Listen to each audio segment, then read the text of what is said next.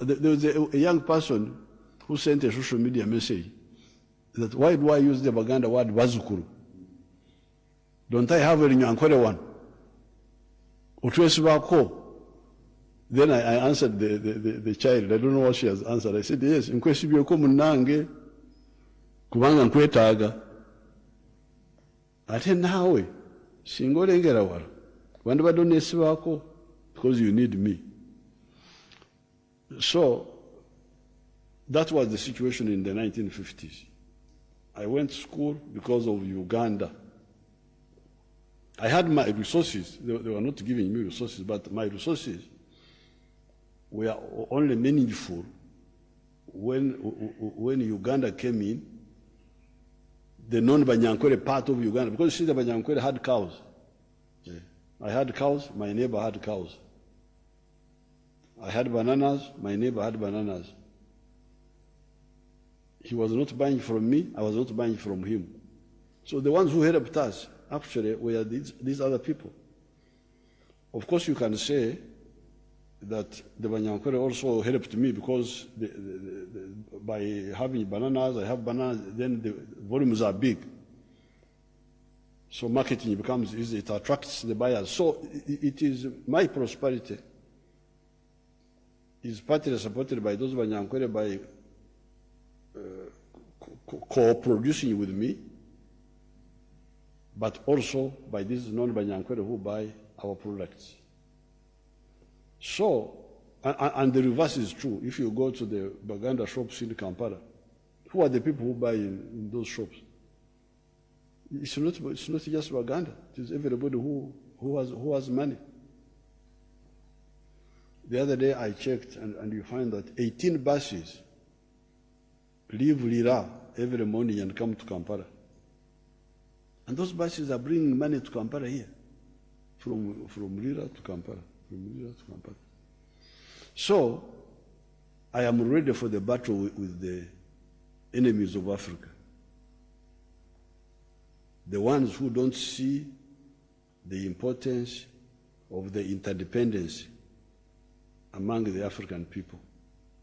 If you don't see it, if I was to stand here and say, we Banyankore, Fenga Banyankore, I would be an enemy of the Banyankore first. Because if there was no Uganda, the people to suffer first would be the Banyankore. Yeah. Who would buy their milk? Who would buy their cattle? Who would buy their bananas? Because for them, they can't easily trade among themselves because they are producing similar products. Now, if you hear a Muganda talking, Fenga Baganda, you know he's an enemy of Baganda, number one. And secondly, an enemy of Uganda and an enemy of Africa. And we shall crush those enemies, as we have done in the past. Yeah. You preach your nonsense, we shall answer you by word. And if you go beyond word and want something else, you will also get it. This is not the first time. We have had this before. We have had this before because we had groups. Otherwise, why did Uganda have problems? Bantus against Nilotics, Nilotics against Bantu. These were the rubbish of 1966. That there is a conflict between Bantu and Nilotics and Mutesa, Ivinjira, the other group, for the Bantus against Obote, for the Nilotics.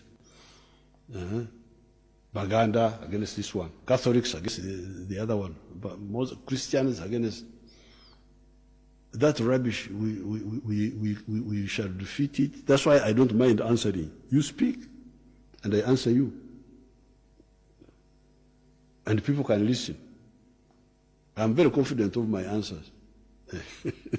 I would defeat anybody, any of those people in any forum.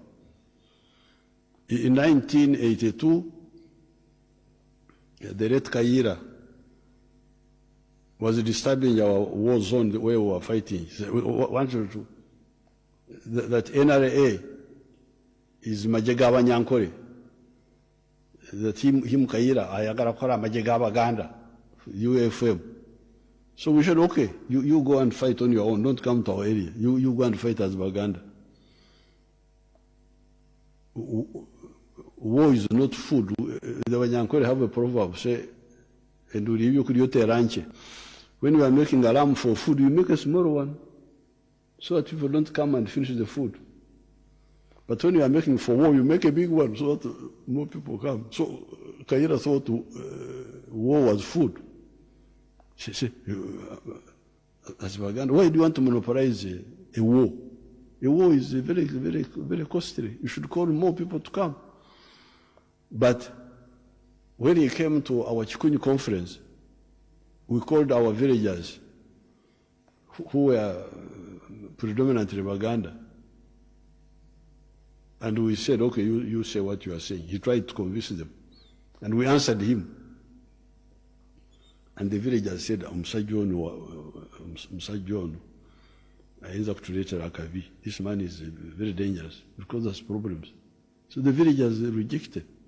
So I am ready for the debate with the sectarians. The other day I was in the social media with them. I don't know how far it has gone now. I will check. It's not just enough to shut them up. It is also good to defeat their logic clearly. If they go beyond argument and they try to do things, of course we shall deal with them. Your Excellency, speaking about social media, you've been quite active lately and continue to engage on your platforms, that's Facebook and Twitter, that speak mostly to the Bazukulu you are speaking about. How best would you encourage your followers? And by the way, Mr. President, you have the largest following of heads of state even in Africa, both on Facebook and on Twitter. How would you encourage your followers to use these platforms positively? Because you see the arguments of the patriots. You see, they are patriots. That's why the NLM talks of the 4 principles: patriotism, Pan-Africanism, socio-economic transformation, and democracy. So we, the patriots and the Pan-Africanists, have distilled our analysis of what needs to be done and why. So no matter what I do, when I write pieces like the ones I write, and I have written so many of them, so what I think I will do is to give people like you all these writings, like for instance the speech I gave on Mandela Day a few years ago, because all our analysis is there. These people are talking of identity, tribe, religion. For us, we rejected that long ago, and we said no. What is important is interests of people. Kiki ekinaagasa abantu. What will the Banyankore have a very good word, okuchenura, omucheno, to remove the problem. Prosperity. I've already told you that prosperity comes from community exchange of goods and services. Even in the pre-colonial times, when the Banyankore had cows and things like that, the back cloth, embugu, were coming mainly from Uganda and from Bukoba, from Tanzania, and Rakai Kochi.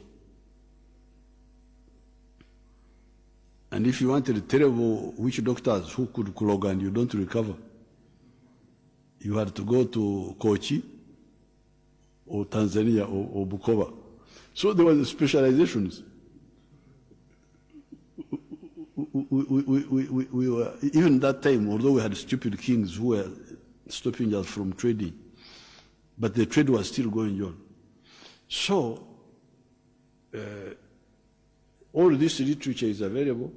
So I would encourage our cadres to really, I would have to publish all these books, I think, and make them in the book, put them in the books, and people just buy them. So, because all the arguments are there. When somebody brings a wrong point, you can answer it. Because we have analyzed all this. All this. There's nothing that we have not looked at in the last 50 years. Because some of us, I was first in DP 1960 up to 1970. But you know, DP, they were talking about sectarianism, Catholics, what? Then UPC came with the counter sectarianism of Protestants. Now, when we looked at this, we saw it was defective, because people want incomes to solve their problems, to build a better house, to educate your children, to give medical for your people, to give clothing for your people. And somebody is talking about what is of no meaning. I'm a Banyankore. You're a Banyankore, okay, fine. So what? Yeah. That's identity. In some places, you can get, like in the US, where people persecute black people, identity can become a problem, in addition to livelihood.